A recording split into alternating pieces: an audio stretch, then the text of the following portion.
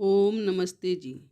आपका स्वागत है आपके अपने चैनल आओ वेद पढ़ें में।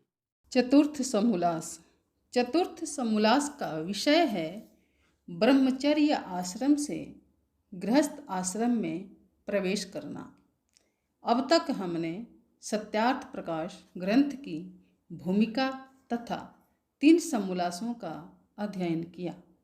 प्रथम समोल्लास में ईश्वर के 108 नामों का वैदिक व लौकिक स्वरूप, द्वितीय समोल्लास में बाल शिक्षा अर्थात संतानों का निर्माण तथा तृतीय समोल्लास में अध्ययन अध्यापन अर्थात पढ़ने पढ़ाने की विधि आदि विषयों पर हमारा विस्तृत ज्ञानवर्धन हुआ।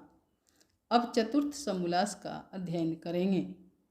इस समोल्लास का विषय है समावर्तन, विवाह और गृहस्थ आश्रम। तो चलें गृहस्थ आश्रम के कर्तव्यों पर विचार करते हैं। कुछ पाने के लिए धैर्य व उत्साह के साथ अपने लक्ष्य की प्राप्ति में लगे रहना होता है। चिंतन की धारा सदा सुपथ की ओर प्रवाहित रहनी चाहिए। इस वेद ज्ञान से लाभ तभी होगा जब हम ज्ञान प्रवाह की वाणी को आरंभ से अंत तक निरंतर सुनेंगे। याचक की प्रार्थना। हे ज्ञानवान भगवन, हमको भी ज्ञान दे दो, प्रज्ञारितम भरासी बुद्धि का दान दे दो। हे ज्ञानवान भगवन, हमको भी ज्ञान दे दो। इस चैनल पर केवल आचार्य प्रदीप कुमार शास्त्री जी का ऑनलाइन व ऑफलाइन शास्त्रीय कक्षाओं के वैदिक व्याख्यान उपलब्ध होंगे। अपने चैनल पर आने वाले वीडियो की सूचना पाना चाहते हैं तो लाइक और सब्सक्राइब करें तथा घंटी के बटन को दबाएं, जिससे कि वीडियो अपलोड होते ही सबसे पहले सूचना पा सकें। वेद पढ़ें पढ़ाएं, सुने सुनाएं, वेद का संदेश घर घर पहुँचाएं। ऋषि ऋण को चुकाएं, अपना कर्तव्य निभाएं, जीवन सफल बनाएं।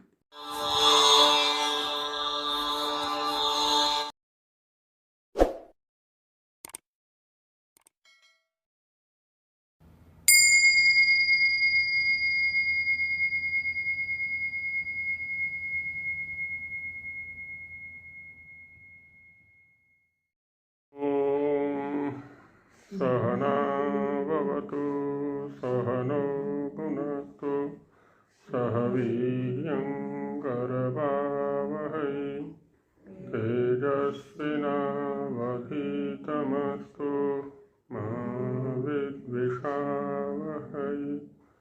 ओम शांति शांति शांति। तो आचार्य जी, हाँ जी, मैं कुछ कहना चाह रहा हूँ। हाँ जी, मैं कुछ कहना चाह रहा हूँ जी। जी जी जी बोलिए। मैं कह रहा हूँ ये विषय जो है ना, गर्भाधान से लेकर संतान उत्पत्ति तक और फिर जो है ना, फिर 1 साल के बाद फिर ऋतुदान का समय, ये जो है ना, ये बुजुर्गों का समय तो निकल चुका है, तो उन्हीं लोगों के बीच में होनी चाहिए ना जो इसके योग्य हैं हो जाते हैं। बुजुर्गों के बीच में इसलिए होना चाहिए कि बुजुर्ग लोग अपने बच्चों को समझाएं। बुजुर्ग का मतलब होता है वानप्रस्थी। अब आप हैं वानप्रस्थ कोटि के व्यक्ति, तो परिवारों में जो नवविवाहित युवक युवती होते हैं उनको आप लोग समझाएं जाकर के।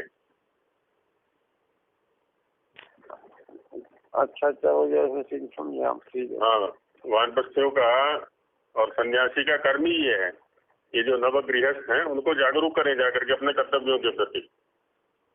हम ये सोच लेते हैं कि इनको तो सब पता है, युवक युवतियों को ये सब पता है, आपको बताने की आवश्यकता नहीं, इसलिए वो भटके रहते हैं बेचारे। हाँ तो ये हाँ, तो हमारा कर्तव्य है कि हम परिवारों में जाएं, समाजों में ऐसे व्यक्तियों को बुलाएं, नवविवाहितों को बुलाएं और उनको ये कर्तव्यों का बोध कराएं। इसलिए इनको जानना आवश्यक है। चलो ठीक है, ठीक है, ठीक है। तो जात कर्म के भी जो कार्य हैं वो हो गए थे। हाँ जी। अभी कहते हैं कि गृहस्थ होते हुए भी ब्रह्मचारी, क्योंकि ब्रह्मचारी का जो प्रवृत्ति निमित्त है ना, वो अलग हो गया। वो तो ठीक है कि वीर्य की सुरक्षा करना ये एक कर्तव्य है ना, साथ में ही वेद का स्वाध्याय करना, वेद के अनुकूल आचरण करना, है ना, ये सब ब्रह्मचारी के कर्तव्यों में आता है। मर्यादित जीवन जीना, ठीक है। तो उसी पर दिखाते हैं मनु महाराज का प्रमाण देते हुए, ऋतु कालाभिगामी स्यात् स्वदार निरत सदा ब्रह्मचार्येव भवति यत्र तत्राश्रमे वसन्। अभी कहते हैं कि ब्रह्मचारी का आश्रम से कोई विशेष संबंध ना होकर के कर्तव्यों से संबंध है। वैसे तो सारे के सारे शब्द हमारे ऐसे ही हैं जो कि कर्तव्यों का बोध कराते हैं, स्थिति विशेष का बोध भी कराते हैं, लेकिन कर्तव्यों का प्रधानतया बोध कराते हैं। तो ऋतु कालाभिगामी स्यात्, है ना, जब ऋतुकाल का समय हो तो उसी समय अभिगमन करने वाला हो, और स्वदार निरता सदा, अन्य स्त्रियों के प्रति कुदृष्टि न रखने वाला बने, अपनी ही स्त्री से संतुष्ट रहने वाला होवे। निरता माने रमण करने वाला, अपने ही स्त्री के प्रति रमण करने वाला। तो ऐसा जो व्यक्ति होता है, यत्र तत्राश्रमे वसन, है ना, जिस किसी भी आश्रम में रहते हुए ब्रह्मचार्य भवति। वैसे तो क्या है ना, गृहस्थ के प्रति ही है, क्योंकि दोनों जो कर्म है, ऋतु कालाभिगामिता और स्वदार निरतता, जो कर्म है ये गृहस्थ के ही है, अन्य आश्रमों के तो है नहीं। बाकी क्योंकि वानप्रस्थ में भी क्या है ना, थोड़ी छूट दे रखी है कि दोनों तैयार हो तो दोनों वानप्रस्थ में जाए, और नहीं तो अकेला चला जाए। जो अपनी ही स्त्री से प्रसन्न और ऋतुगामी होता है, वह गृहस्थ भी ब्रह्मचारी के सदृश होता है। ब्रह्मचारी और गृहस्थ के अंदर स्त्री पुरुष प्रसन्न रहे, उसमें भी मनु महाराज का प्रमाण देते हैं, संतुष्टो भार्य या भर्ता भर्त्रा भार्या तथैव च यस्मिन्नेव कुले नित्यम कल्याणम तत्र वै ध्रुवम। है ना, अब ये चीज है नहीं कुल में, इसलिए दोनों के दोनों बिखरे पड़े दोनों की दृष्टियां अन्यत्र गई हुई हैं। और अच्छा जिसको हम शिक्षित समाज कहते हैं ना, उनके अंदर ये सब चीजें चल रही है, और कोर्ट के द्वारा भी अनुमोदित हो गया ना पीछे से। तो संतुष्टो भार्य या भर्ता, जहाँ पर जिस कुल में भार्या से भर्ता संतुष्ट है और भार्या भर्ता से संतुष्ट है, अपने जो पति है उससे संतुष्ट है, दोनों एक दूसरे से संतुष्ट हैं, प्रसन्न हैं, तो यस्मिन्नेव कुले नित्यम, है ना, ऐसे जिस कुल में स्थिति होती है, दोनों परस्पर संतुष्टि पूर्वक रहते हैं, एक दूसरे से संतुष्ट रहते हुए रहते हैं, तो कल्याणम तत्र वही ध्रुवम, तो वह कुल जो है ना कल्याण का आधार बनता है, निश्चित रूप से कल्याण होगा वहां पर। ध्रुवम निश्चितम, स्थिरम, ध्रुव शब्द स्थिर जैसे अर्थ में दिया जाता है, माने कल्याण जो है ना वहां पर स्थिर रूप में रहता है, डगमगाता नहीं है वहां पर, कल्याण ही कल्याण होगा। क्योंकि इनमें से कोई भी एक असंतुष्ट होगा ना तो वही परेशानी पैदा हो जाएगी, चाहे भार्या संतुष्ट हो जाए चाहे भर्ता संतुष्ट हो जाए, तो वहीं पर दुख दारिद्र्य आना आरंभ हो जाएगा। यदि ही स्त्री न रोचे तो पुमांसम न प्रमोदये अप्रमोदात् पुनः पुंसा प्रजनम न प्रवर्तते।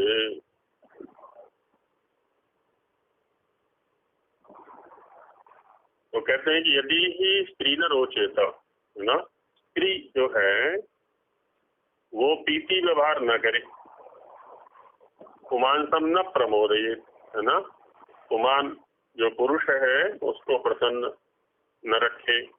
हालांकि दोनों पर ही लागू हो जाएगा ये, स्त्री का पुरुष के प्रति व्यवहार और पुरुष का स्त्री के प्रति व्यवहार। तो अप्रमोदात पुनः पुंसः, क्योंकि परस्पर अप्रमोद है, वहां पर काम नहीं है, कामना प्रसन्नता नहीं है, तो क्या होगा? प्रजनम न प्रवर्तते। तो जो प्रजन है, जो संतानोत्पत्ति का साधन है, तो वो उत्पन्न नहीं होगा। परस्पर जो भाव होना चाहिए। अप्रमोदात तो ऐसी स्थिति में, जैसे हिंदी में बोल देते हैं ना, तो ऐसी स्थिति में, या फिर पुनः वैसे फिर जैसे अर्थ में प्रयोग कर देते हैं हम, लेकिन हिंदी में कई प्रकार से प्रयोग करते हैं। तो ऐसी स्थिति माने स्त्री पुरुष से और पुरुष स्त्री से यदि प्रसन्न नहीं होगा, तो ऐसी स्थिति में पुनः उनका माने पुरुष से, पुरुष का प्रजन माने प्रजन के अनुकूल, संतानोत्पत्ति के अनुकूल जो विचार है, भावना है, स्थिति है, वो नहीं बन पाएगी, जिसको काम बोल देते हैं। कौन सा षष्ठी? स्त्रियां तुरोचमानायां सर्वं तद्रोचते कुलम, तस्यां त्वरोचमानायां सर्वमेव न रोचते। कहते स्त्री यदि प्रसन्न है कुल के अंदर, तो सब कुछ अच्छा अच्छा होता है। स्त्रियां तुरोचमानायां सर्वं तद्रोचते कुलम, सारा कुल ही अच्छा होता है, क्योंकि कुल का आधार तो वही है, केंद्र तो केंद्रीय जो बिंदु है, नाभि जो है ना, वो तो स्त्री ही है, सब कुछ को तो वही संभालती है। और तस्याम त्वरोचमानायाम, यदि वो प्रसन्न नहीं है तो सर्वमेव न रोचते, फिर कुछ भी अच्छा नहीं लगता। परिवार के अंदर कुछ भी अनुकूल सा नहीं लगता, सभी कुछ प्रतिकूल सा रहता है।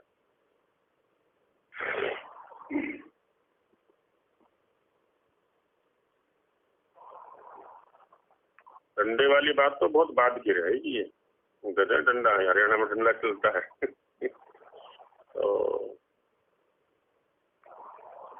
बल का जो प्रयोग है वो तो बहुत बाद की चीज हो जाएगी।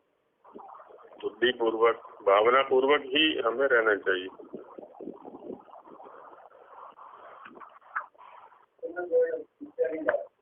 हाँ, वो तो हुआ ही करता है, आजकल भी है, मजदूरों में है, और जहाँ जहाँ अज्ञान है वहाँ डंडा ही चला करता है।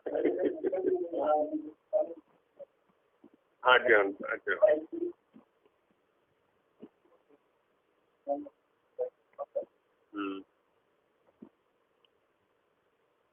तो जिस कुल में भार्या से, भर्ता और पति से पत्नी अच्छे प्रकार प्रसन्न रहती है, दोनों प्रसन्न रहते हैं एक दूसरे से, उसी कुल में सब सौभाग्य और ऐश्वर्य निवास करते हैं।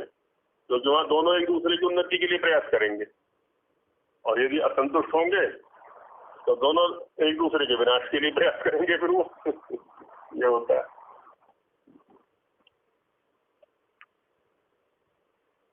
तो इसलिए कल्याण कैसे आएगा?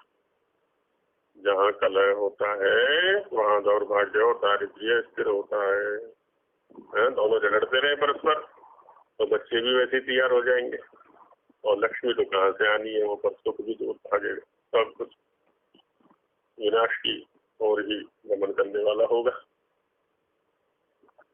जो स्त्री पति से प्रीति और पति को प्रसन्न नहीं करती, तो पति के अप्रसन्न होने से काम उत्पन्न नहीं होता। परस्पर जो संतानोत्पत्ति आदि क्रियाएं हैं वो संपन्न नहीं हो पाती है। जिस स्त्री की प्रसन्नता में सब कुल प्रसन्न होता है, उसकी अप्रसन्नता में सब अप्रसन्नता दुखदायक हो जाता है। वो प्रसन्न तो सब प्रसन्न, और वो अप्रसन्न तो सभी कुछ अप्रसन्न हो जाता है। इसलिए नारी का सभी को सत्कार करना चाहिए। जो स्त्री है, केंद्र है क्योंकि वो कुल का, तो उसका सत्कार होना चाहिए, वो प्रसन्न रहने चाहिए। मनु महाराज भी कहते हैं कि पितृभिर्भ्रातृभिश्चैता पतिभिर्देवरैस्तथा पूज्या भूषयितव्याश्च बहुकल्याणमीप्सुभिः। बहुकल्याणमीप्सुभिः, जो कुल में अधिक कल्याण चाहते हैं, अपना भी और सभी का भी। ईप्सु माने चाहने वाला, ईप्सु माने चाहने वाला, कल्याणमीप्सु कल्याण चाहने वाला, बहुकल्याणमीप्सु बहुत अधिक कल्याण चाहने वाला। तो बहुत अधिक कल्याण चाहने वाले इसके द्वारा पितृ भी, जो पितृ कोटि के लोग हैं, पिता है, चाचा है, ताऊ है, जो भी है उस कोटि के लोग हैं। भ्रातृ भी है ना, जो भ्रातृ कोटि के लोग हैं, भाई। पति भी पति कोटि के लोग हैं। देवरई ही और देवर हैं। वरा द्वितीय देवरा, वर से जो दूसरा होता है वो देवर होता है। और द्वितीय वरा उच्यते, कभी ऐसा भी होता है ना, जब पिता का देहांत हो गया तो छोटे भाई के साथ में उसको लगा दिया जाता है, तो द्वितीय वर्ग के रूप में भी इसकी व्याख्या की हुई है। है जी, पुल्लिंग है, सारे पुल्लिंग।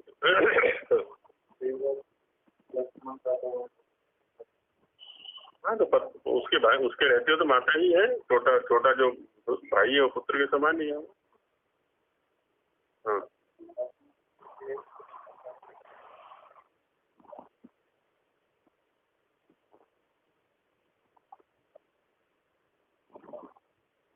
ऐसे कई उदाहरण हैं हमारे सामने। हमारे यहीं कई छात्राएं हैं ऐसे, जिनके बड़े भाई की मृत्यु हो गई तो उसके पत्नी को उसको बैठा दिया। हाँ, वैसे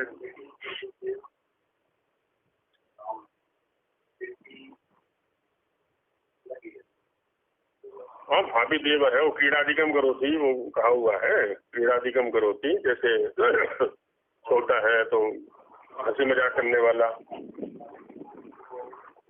अश्लील दृष्टि से ले जाते हैं।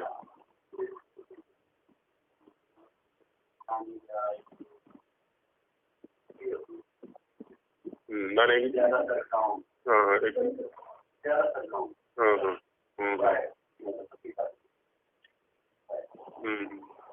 हो सकता है।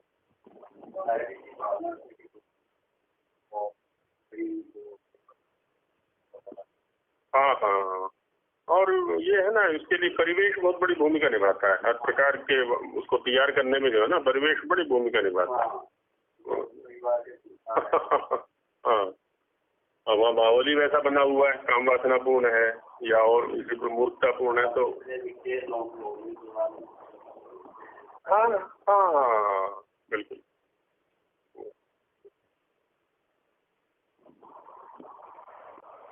तो इनके द्वारा पूज्या, ये पूजनीय है, पूजा के योग्य है, इनको इनकी पूजा करनी चाहिए, आदर सत्कार करना चाहिए।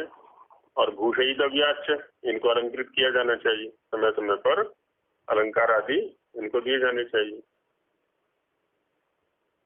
क्योंकि यत्र नार्यस्तु पूज्यन्ते रमन्ते तत्र देवताः, यत्रैतास्तु न पूज्यन्ते सर्वास्तत्र अफलाक्रिया। कि जहाँ पर यत्र नार्यः, नारियों का पूजन होता है, आदर सत्कार होता है जिस कुल में, रमन्ते तत्र देवता, वहाँ सब दिव्य गुणकर्म स्वभाव वास करते हैं उस कुल के अंदर, देवता लोग रहते हैं। और यत्र शास्त्रो न पूज्यन्ते, जहाँ पर इनकी पूजा नहीं होती है, आदर सत्कार नहीं होता है, तो सर्वास्तत्र फला क्रिया, वहाँ पर जो क्रियाएं हैं ना उस कुल की सारी सारी अफल होती है, फलहीन होती है। यत्र एता, उसका स्त्रीलिंग, एतर शब्द का स्त्रीलिंग प्रथमा बहुवचन, ऐसा एता, जहाँ पर इनकी पूजा नहीं होती है, आदर नहीं होता है, सत्कार नहीं होता है, तो वहां पर क्रियाएं सारी अफल होती हैं, फलहीन होती हैं। अहंकार को थोड़ी देर के लिए एक बार रखना होता है, बस सब मामला ठीक हो जाता है। अहंकार ये जो बिड़ाता रहता है हमेशा।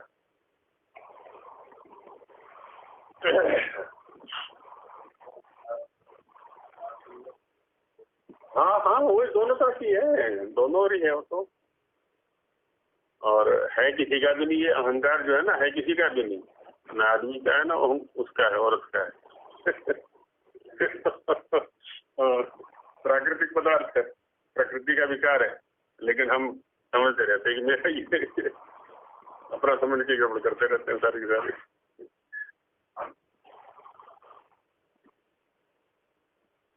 अहंकार प्रकृति जन्य है, ये तब तो यदि समझ में आ जाएगा, ये जो मैं बुद्धि है ना, ये प्रकृति की है, ये भी समझ में आ जानी चाहिए। जो मैं बुद्धि है ये भी प्रकृति की है, ये भी समझ आना चाहिए तो।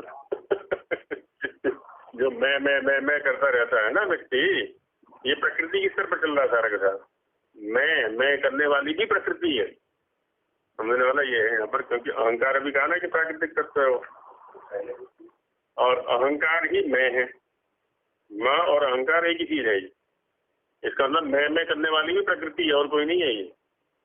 मैं करने वाली भी प्रकृति है, उस स्तर पर प्रकृति को प्रधानता दे रखी है। वो मैं कर रही है कि ये मैं ये मैं ये मैं ये मैं ये मैं।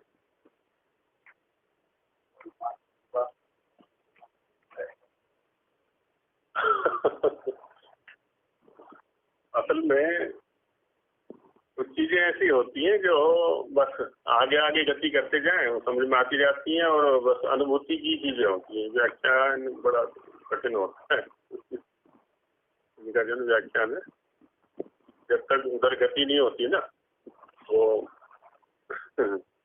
पुत्र पिता की स्थिति को तब तक नहीं समझ सकता जब तक वो पिता नहीं बन जाता। तो पुत्र को पिता की स्थिति को समझने के लिए पिता ही बनना पड़ेगा, उससे पहले वो स्थिति समझ में आएगी नहीं।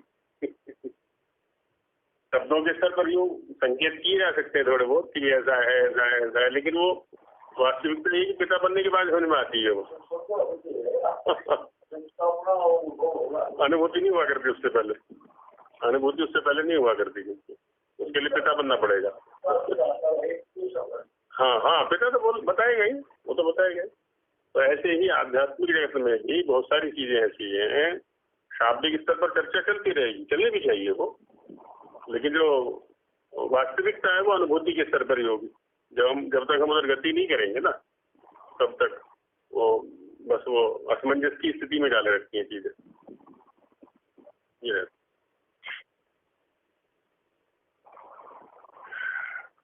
तो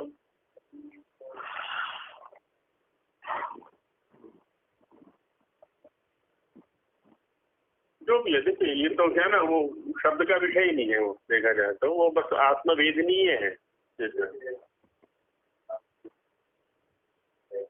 हाँ जी,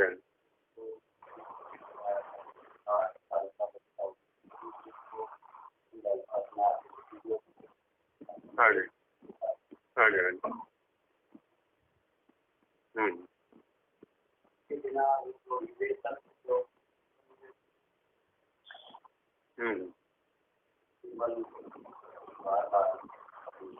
हम्म, नहीं हो पाए, वो नहीं हो पाए। हाँ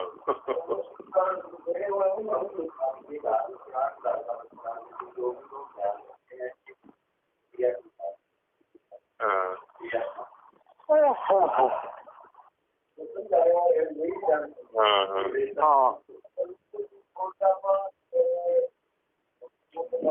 क्या था? हाँ,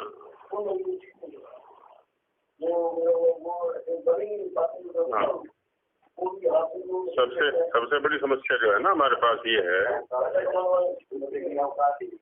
सबसे बड़ी समस्या हमारे सामने ये है कि हम सारी अपेक्षाएं सामने वाले से किया करते हैं।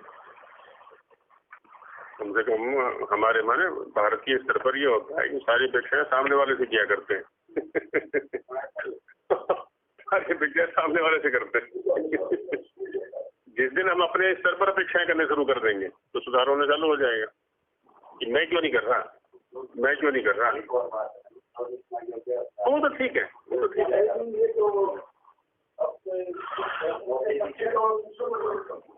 बच्चे दूसरों पर डिपेंड होते हैं, वो ठीक है, माता पिता आचार्य पर डिपेंड करते हैं। तो जो आचरण मुझे करना चाहिए, चाहे मैं आचार्य की भूमिका हूँ, पिता की भूमिका में हूँ, पुत्र की भूमिका हूँ, जो भी भूमिका तो कोई ना कोई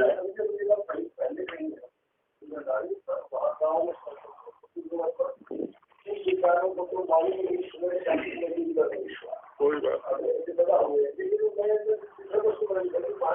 हाँ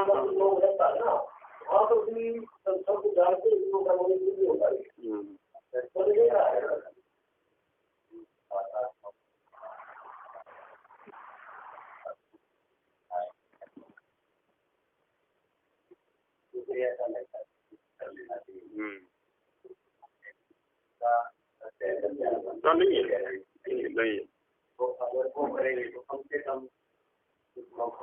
ठीक बात है।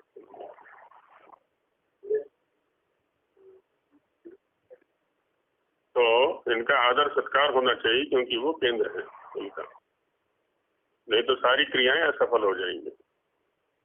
शोचंती जामयो यत्र विनश्यत्याशु तत्कुलम न शोचंती तो यत्कैता तद्वर्धते तद्धि सर्वदा। जामी, जामी माने भारिया कह ले, जिसमें संतान की उत्पत्ति की जाती है वो जामी है ना, स्त्री कह ले। तो जहाँ पर ये स्त्रियां शोचंती, शोक युक्त रहती हैं, यत्र माने यस्मिन कुले, जिस कुल में ये स्त्रियां शोक युक्त रहती हैं, प्रसन्न नहीं रहती हैं। क्या? विनश्यति आशु तत्कुलम, तत्कुलम आशु माने शीघ्रम, विनश्यति वह कुल शीघ्र ही नष्ट हो जाता है। जामी, हाँ, जामी माने संतान की उत्पत्ति, जाया शब्द जाया आता है इसी के लिए, तो जाया और जामी लगभग समानार्थक है। हाँ,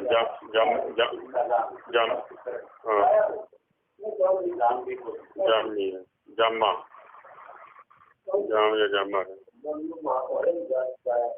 जया तो स्त्री के लिए आता है। अच्छा, पुत्र के लिए भी आ जाता है। किसका जाया माने किसके द्वारा उत्पन्न किया हुआ है, गणित के अर्थ में।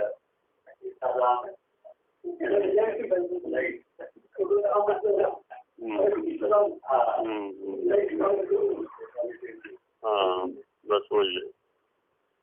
तो जामी, तो ये स्त्रियां जिस कुल में अप्रसन्न रहती हैं, शोक युक्त रहती हैं, तो वो कुल निश्चित रूप से विनष्ट होगा। लेकिन न शोचंती तो यत्कैता, जहाँ पर ये शोक युक्त नहीं रहती हैं, प्रसन्न रहती हैं, समादृत रहती हैं, तो वर्धते तद्धि सर्वदा, है ना, वह कुल सर्वदा हमेशा वृद्धि को प्राप्त होगा, बढ़ेगा वो हर तरह से, क्योंकि ऐसा है। तस्मादेता सदा पूज्या भूषणाच्छादनाशनैः भूतिकामैः नरैः नित्यं सत्कारेषु च। तस्मात्, इस हेतु से एताः ये क्रियां सदा पूज्या हमेशा पूजनीय हैं। इनकी पूजा माने आदर सत्कार होना चाहिए। इनके द्वारा भूषणाच्छादनाशनैः, भूषण है ना, कुछ अलंकार आदि हमें उस समय पर देने की परंपरा है इधर, तो भारत में तो है ही, विवाह के स्तर पर भी देते हैं, अन्य उत्सव आदि जो भी कार्यक्रम होते हैं उन पर भी देते हैं। आच्छादन वस्त्र है ना, अलग अलग प्रकार के, और अशन भोजन आदि। अशन, अशन अश भोजन से अनशन, अनशन शब्द आता है ना, अनशन माने भोजन न करना। अशनम भोजनम, न अशनम अनशनम, भोजन न करना। हाँ, वह अनशन, अशन। भूति काम है, जो कल्याण चाहने वाले, भूति माने कल्याण भी आता है, भूति शब्द का अर्थ तो संपत्ति भी होता है ना? तो कल्याण चाहने वाले नरई ही मनुष्यों को नित्यम, नित्य ही सत्कारेषु, सत्कार के अवसर है, या उत्सवेषु, उत्सव के अवसर है, तो इन अवसरों पर इनका भूषण, आच्छादन और अशन के द्वारा पूजन होना चाहिए, आदर होना चाहिए, सत्कार होना चाहिए, माने प्रसन्नता के अनुकूल कर्म होने चाहिए।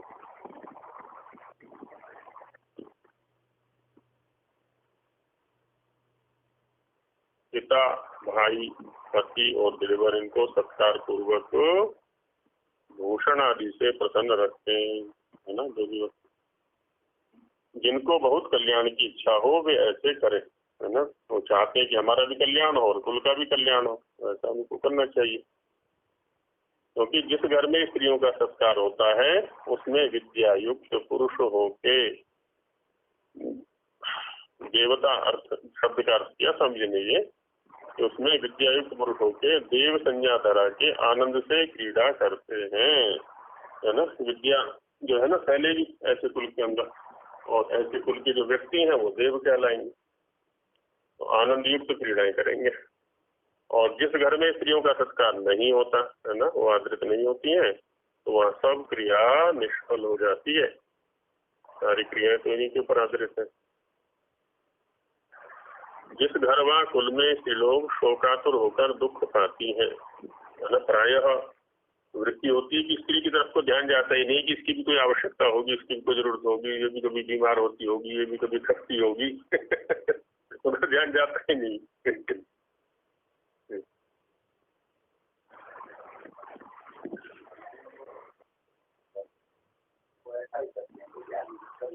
वो मशीन की तरह है बस, वो तो उसमें आत्मा भी नहीं है शायद ऐसा।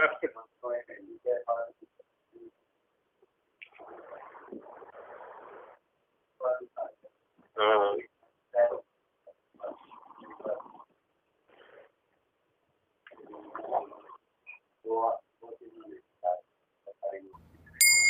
हाँ, एक बात है।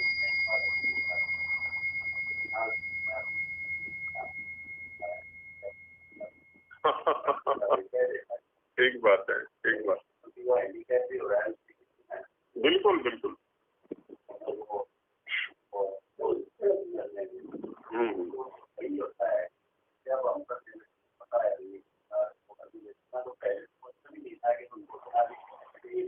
हाँ, वो सोचते हैं कि भाई ये तो मजदूरन सी है मेरी, ये तो। हाँ हाँ हाँ हाँ हाँ, वही हाँ,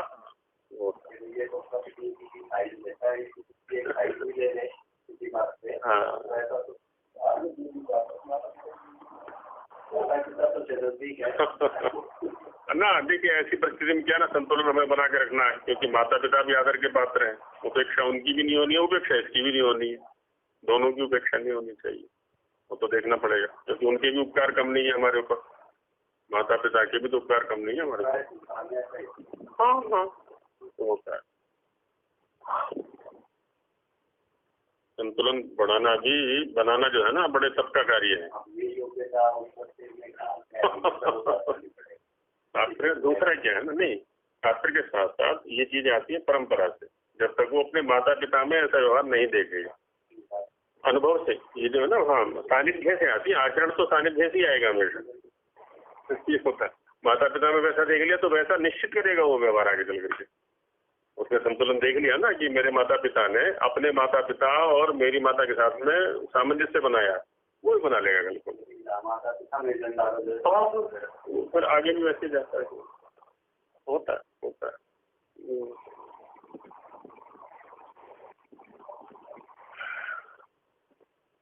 तो इसलिए तो इनके भी टेस्ट होने चाहिए। जब नौकरी के लिए टेस्ट होता है कि योग्यता होगी तभी नौकरी होगी, नौकरी मिलेगी नहीं तो नहीं मिलेगी। तो ये तभी गृहस्थ में जाएगा, नहीं तो तेरी शादी नहीं होगी। हाँ हाँ, हो जाता है, होता है। उसका अपना भी तो संस्कार और प्रारब्ध है, वो तो होता ही है।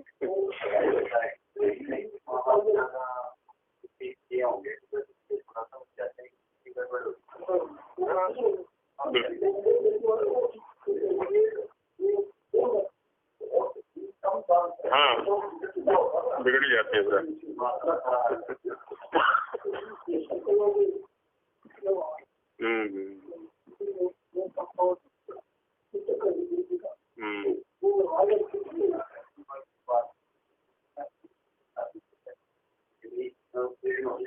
हाँ हाँ हाँ, बस हाँ वही। हाँ, और राज व्यवस्था हो या वर्ण व्यवस्था हो, दोनों तरफ से व्यवस्थाएं हो सकती है। हम अपने स्तर पर भी करें और उधर भी करें। इधर से फिर क्या ना, अभिभावक भी जागरूक हो जाएंगे कि अपने संतानों को योग्य बनाना। अच्छा, वो भी जागरूक, जैसे नौकरी के प्रति तत्परता रहती है, ये दूसरे नंबर नहीं आए तो नौकरी नहीं लगेगी। वो अलग से कोचिंग लेते हैं उसके लिए जाकर आदमी क्या कर लेते हैं। तो वैसे यदि गृहस्थ के प्रति लगा दी जाए सर्दी, तो फिर वो भी तैयारी करेंगे वो।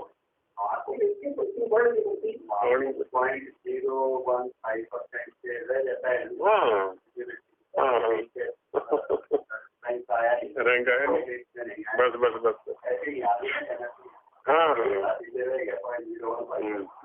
ऐसी ऐसी वानप्रस्थ के प्रति, ऐसी सन्यासी के प्रति। अब ये नहीं कि 70 साल का हुआ तो लाल कपड़े दे दो इसको, या 50 का हो गया तो पीले कपड़े दे दो इसको।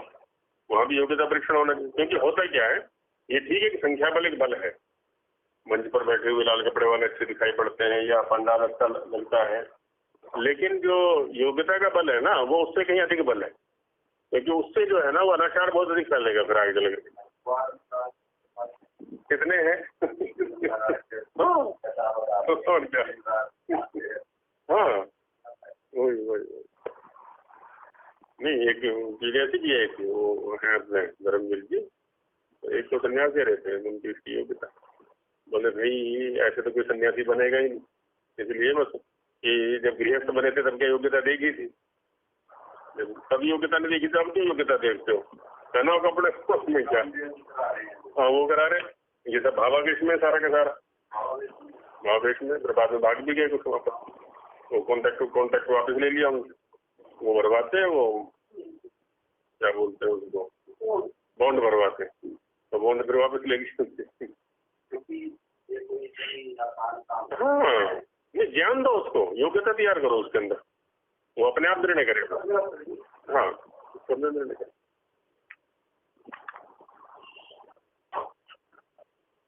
जिस गर्भाकुल में स्त्री लोग, अब देखिए लोग शब्द का भी प्रयोग कर दिया है, लोग समुदाय जैसे अर्थ में आ जाता है, शोकातुर होकर दुख पाती हैं, है ना, स्त्री समुदाय ऐसा होता है तो वह कुल शीघ्र नष्ट भ्रष्ट हो जाता है, सारा कुल ही बिखर जाता है कुल। और जिस गर्भाकुल में स्त्री लोग आनंद से, उत्साह और प्रसन्नता में भरी हुई रहती हैं, वह कुल सर्वदा बढ़ता रहता है, उसकी वृद्धि निश्चित रूप से होगी। इसलिए ऐश्वर्य की कामना करने हारे मनुष्यों को योग्य है कि सत्कार और उत्सव के समय, है ना, कोई भी प्रसंग आए तो उसमें चूकना नहीं है, कुछ ना कुछ उनको प्रसन्न या आनंदित करने वाली क्रियाएं करनी। सत्कारोत्सव के समय में भूषण, वस्त्र और भोजन आदि से स्त्रियों का नित्य प्रति सत्कार करें। सत्कार करना जब अवसर आए, वो कहते ना, सत्कार और उत्सव के समय में, नित्य प्रति तात्पर्य उसी में हो गया। प्रतिदिन अभिवादन तो कर ही सकते हैं परस्पर, ये भी सत्कार ही हो गया। और कुछ नहीं तो मीठी बात नहीं, मधुर वाणी से, हाँ, वो भी तो सत्कार ही हो गया। अब डांटते रहे हर समय, तेरे कपड़े नहीं दिए, तूने ये नहीं किया, तूने वो नहीं किया, तो सिर भी चढ़ा रहे हर समय बेचारी के। अच्छा, बच्चे भी फिर वैसे ही चढ़े रहते हैं। हाँ हाँ नहीं तो हाँ, बस हाँ, ध्यान जाता ही नहीं, वो सोचते हैं उसका तो काम है ये। उसका तो काम है ये। और निश्चित रूप से परिवर्तन आ जाता है। हाँ हाँ, यही होता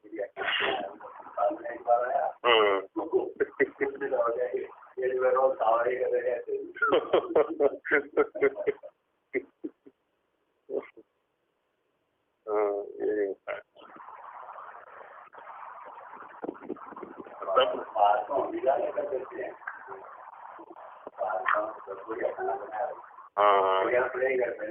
हाँ, और गति तब ज्यादा खराब होगी जब अपनी वाली के सामने दूसरों की प्रशंसा करेंगे।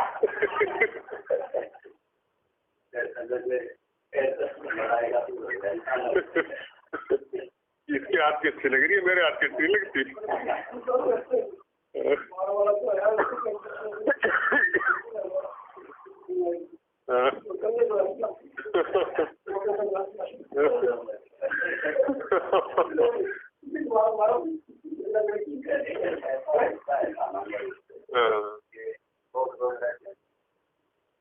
नहीं, सामान्य रूप से पहले तो क्या ना, मन मिले हुए होने चाहिए, सबसे बड़ी बात तो ये है। तो उसमें क्या होगा ना, यदि हम निंदा भी करेंगे तो वो प्रसन्नता के रूप में ली जाएगी, यदि मन मिले हुए हैं। और मन नहीं मिले हुए तो प्रसन्नता भी फिर जो निंदा के रूप में ली जाएगी वो। ये होता है परस्पर विश्वास।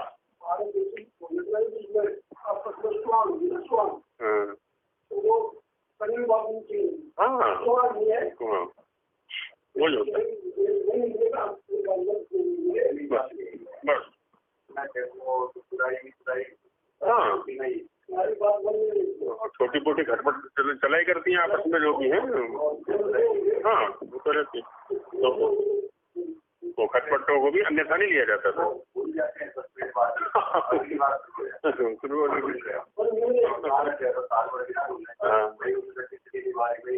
हाँ, वो सारी चीजें उड़ जाती है। जबकि उनका आधार कुछ भी नहीं होता, बस कह दी थी, बस उसी से बन जाती है। यही होता है। पूजा शब्द का प्रयोग किया है बार बार कि पूजा कैसे करें, है ना। कोई ऐसा ना हो कि उसके सामने बैठा के अगरबत्ती धूपबत्ती लगा के बैठ जाए उसकी। तो पूजा शब्द का दुरुपयोग बड़ा कर रखा है लोगों ने। पूजा शब्द आता है कि चल तेरी पूजा करूँ आज। ये पेरेंट्स डे भी तो बना रखा है ना एक, तो पेरेंट्स डे पर देखा है कुछ स्कूलों में वो यही काम करते हैं, उनकी आरती वारती उतारते हैं, उसमें थाली में दीपक विपक रख करके और वो सब। हाँ, वही स्वरूप है मतलब।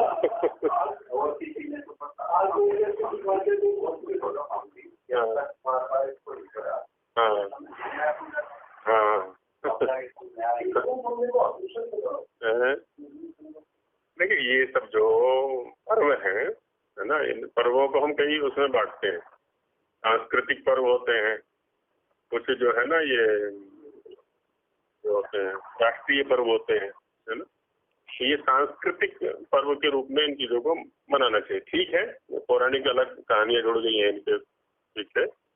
बाकी माता के प्रति अपना कर्तव्य क्या है, गुरु के प्रति अपना कर्तव्य क्या है, या और इस प्रकार के जो भी इनके पौराणिक जगत में तो यही होता है कि अपने अपने गुरुओं की पूजा वहां पर की जाती है। अपने अपने गुरुओं का अच्छी प्रकार से पूजा करते हैं। यहाँ देखा था एक बार उस घनश्याम जी महाराज की पूजा चल रही थी, कोई आरती वारती ये वो मतलब अच्छा, उनको भेंट आदि भी देते हैं। हाँ हाँ, बस बस बस भेंट भी देते हैं, भेंट भी देते हैं।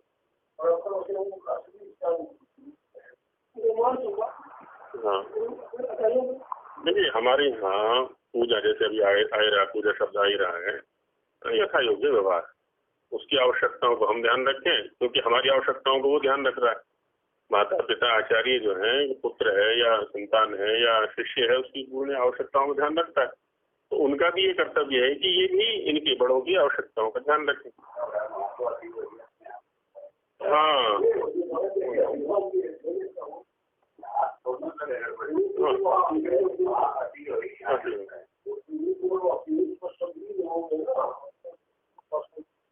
हाँ बिल्कुल बिल्कुल बिल्कुल कर खा लिएगा।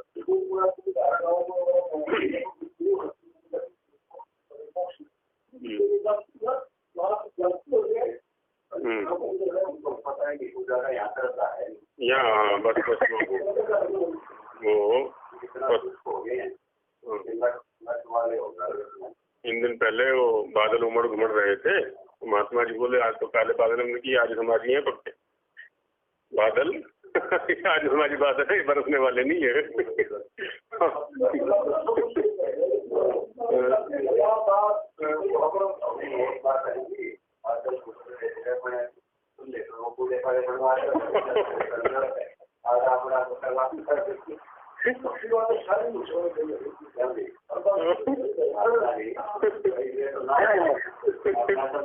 हाँ, ये महात्मा जी का विभाग है सारे सारे जो भी।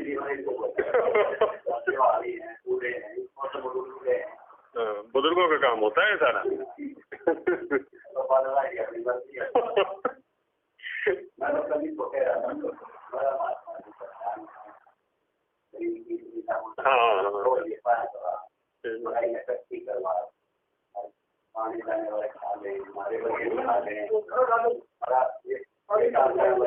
हाँ ठीक हाँ ना, ठीक कह रहे हैं। वो कह दे मैं इकट्ठी करके रख लिया करे। बिल्कुल जामुन ठीक बात है, ठीक बात। हाँ ना, अभी भी कर लेंगे तो। हाँ हाँ बहुत बड़ी रहमत, बहुत बड़ी रहमत, बहुत बड़ी रहमत।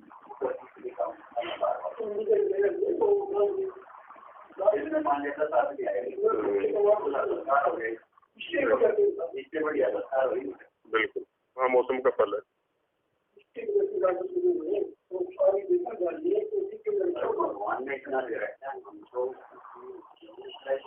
हाँ बिल्कुल। अच्छा, ये पूजा भी क्या है ना, ये एक तरह से देखा जाए तो प्रोत्साहन प्रक्रिया भी है, इससे अगले को प्रोत्साहन मिलता है, कर्तव्य बोध भी होता है, प्रोत्साहन भी मिलता है कि मेरे कर्तव्य को समझा जा रहा है, मैं भी कुछ कर रहा हूँ।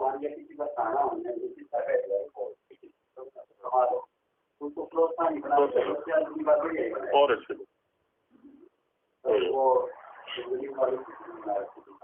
अच्छा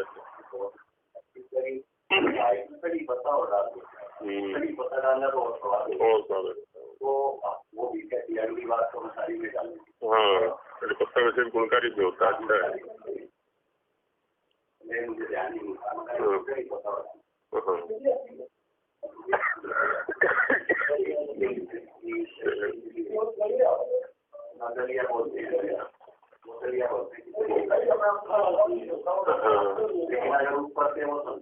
संस्कार कर दे तो और अच्छा रहता है। बिल्कुल बिल्कुल। तो पूजा शब्द का अर्थ क्या है? यह बात सदा ध्यान में रखनी चाहिए कि पूजा शब्द का अर्थ सत्कार है ना। पूजा माने सत्कार, यथायोग्य व्यवहार कर ले, सत्कार कर ले।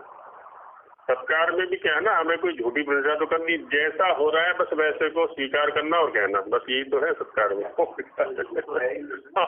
भाई आप हमारा उपकार कर रहे हैं तो कर रहे हैं, वो कह भी रहे हैं, हम आप मान रहे हैं, उसको कृतज्ञता भी व्यक्ति है। हाँ, यही होता है।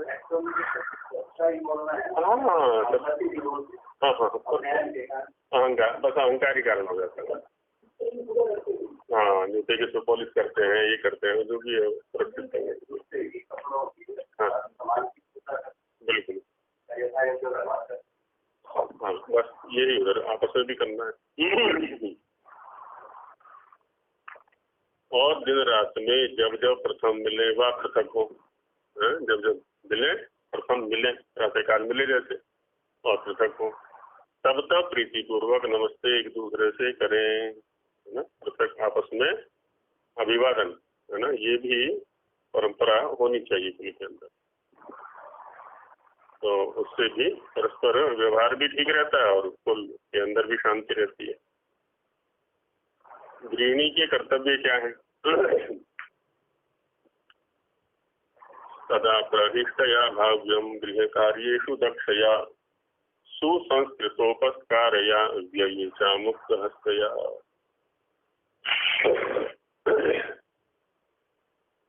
सदा प्रहृष्टया भाव्यम, हमेशा प्रसन्न रहने वाली उसको होना चाहिए, है ना। कुल के अंदर, परिवार के अंदर सभी प्रकार की परिस्थितियां आती हैं, कभी पैसा है, कभी नहीं है, कभी कम है, कभी अधिक है, आदि आदि, तो उसी के अनुकूल उसको भी तैयार रहना चाहिए।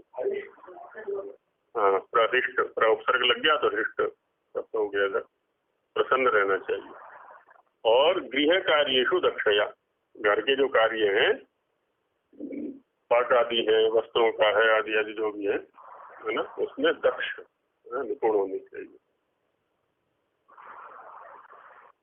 सुसंस्कृतोपस्कारया, और अच्छी प्रकार से संस्कृत करके उपस्कार करना। उपस्कार वैसे शुद्धिकरण के लिए आता है, और संस्कृत माने संस्कार करना। तो भोजन आदि बनाना है तो शोधन करके उसको बनाने वाली अच्छी प्रकार से ऐसा होना है। और व्ययी चा मुक्त हस्तया, जब व्यय का प्रसंग हो, खर्चे का प्रसंग हो, तो उसमें खुले हाथ से खर्चा करने वाली ना हो, है ना। सोच समझ करके जो आवश्यक वस्तुएं हैं बस उन्हीं को घर में लाया जाए, और नहीं तो नहीं लाया जाए। उनके प्रति व्यय ना किया जाए, खर्चा ना किया जाए। ईको योग्य है कि अति प्रसन्नता से घर के कामों में चतुराई युक्त, दक्ष, दक्षता में चतुराई, चतुर शब्द चालाक जैसे अर्थ में भी आ जाता है, पर यहाँ निपुण, दक्ष, है ना, ऐसे अर्थ में योग्य। तो प्रसन्नता पूर्वक।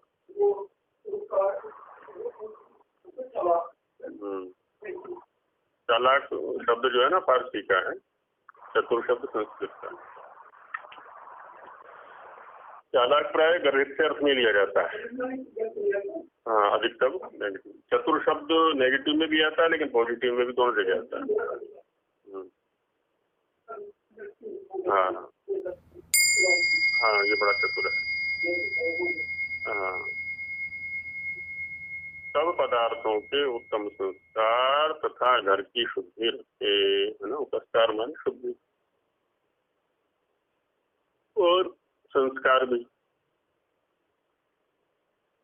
महिला यदि दक्ष होगी, विदुषी होगी, तो घर में कोई बीमार नहीं रह सकता, बीमार नहीं हो सकता, क्योंकि आहार के जो परिवर्तन है ना, वही स्वस्थ बनाए रखेंगे उसको।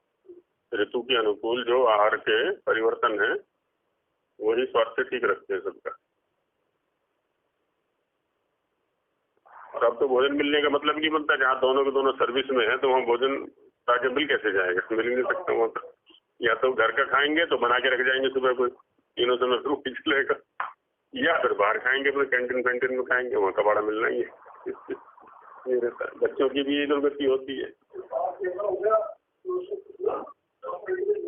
हाँ हाँ, बस ये हाँ, तो और व्यय में अत्यंत उदार न रहे। थोड़े से सोचने की बात है। वैसे महिला को काम पे लगा दिया जाता है सर्विस में, उतने पैसे की आवश्यकता होती क्या है, जुड़ता ही रहता है, जुड़ते परिवार बर्बाद हो लेता है। उसको विदुषी बना दे, गृह कार्यों में दक्ष हो जाए वो, तो परिवार ठीक बनता है, दोनों को कमाने की आवश्यकता ही नहीं। और व्यय में अत्यंत उदार न रहे, कि हमेशा खर्चा ही करती रहे, ऐसी भी स्थिति ना हो। अर्थात सब चीजें पवित्र और पाक इस प्रकार बनावे जो औषध रूप होकर शरीर व आत्मा में रोग को न आने देवे, है ना।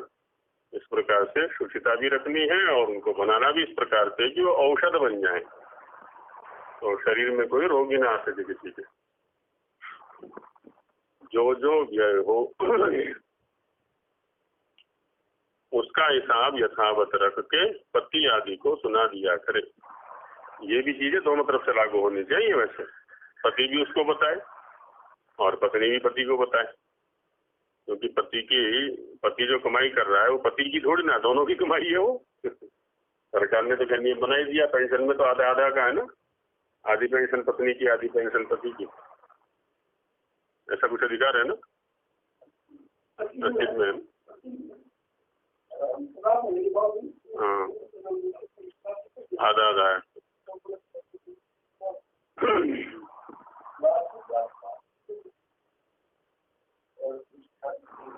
हाँ, अधिकारी।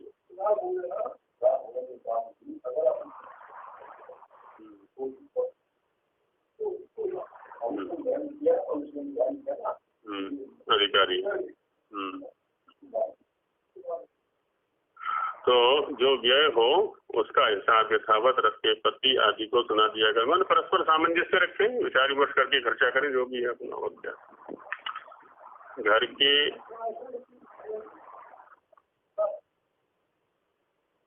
नहीं, ऐसा नहीं है। यदि हम आरंभ से विचार विमर्श करके चलते हैं तो खुला भी हो जाता है, हर चीज को समझाया भी जा सकता है। जब हम अपने स्तर पर ही ये सोच लेते हैं तो फिर वो एक पक्ष फिर वो संकुचित रह जाता है, ये रह जाता है। हाँ, वो आरंभ से वैसा अभ्यास बना ले। घर के नौकर चाकरों से यथायोग्य काम लेवे, घर के किसी काम को बिगड़ने न देवे, है ना। सब जगह दृष्टि रखे।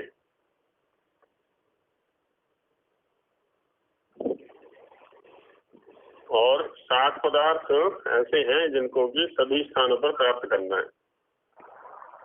प्रियो रत्नान्यथो विद्या, सत्यम शौचम सुभाषितम, विविधानि शिल्पानि समादेयानि सर्वतः।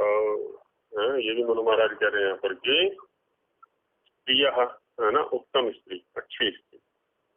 रत्नानि है ना, जो रत्न होते हैं, रत्न शब्द के लिए कहा जाता है कि जातव जातव यद उत्कृष्टम तद रत्नम अभिधीयते। प्रत्येक जाति में जो उत्कृष्ट है उसको रत्न कहा जाता है। जैसे मनुष्यों में उत्कृष्ट मनुष्य रत्न हो गया, ब्राह्मणों में उत्कृष्ट ब्राह्मण, विद्वानों में उत्कृष्ट विद्वान, सन्यासियों में उत्कृष्ट सन्यासी, विद्यार्थियों में उत्कृष्ट आदि आदि। अतः विद्या है ना, विद्या है, सत्य है, शौच पवित्रता है, सुभाषित है और अनेक प्रकार के जो शिल्प हैं इनको सभी स्थानों से ले लेना चाहिए। उत्तम स्त्री, नाना प्रकार के रत्न, विद्या, सत्य, पवित्रता, श्रेष्ठ भाषण, सुभाषितम है ना, भाषण कर दिया, श्रेष्ठ भाषण, और नाना प्रकार की शिल्प विद्या। जब भ्रमण आदि करते हैं तो कुछ कहीं से मिलता है, कुछ कहीं से मिलता है, कुछ कहीं से मिलता है, अर्थात कारीगरी, उसी को कारीगरी बोलते थे।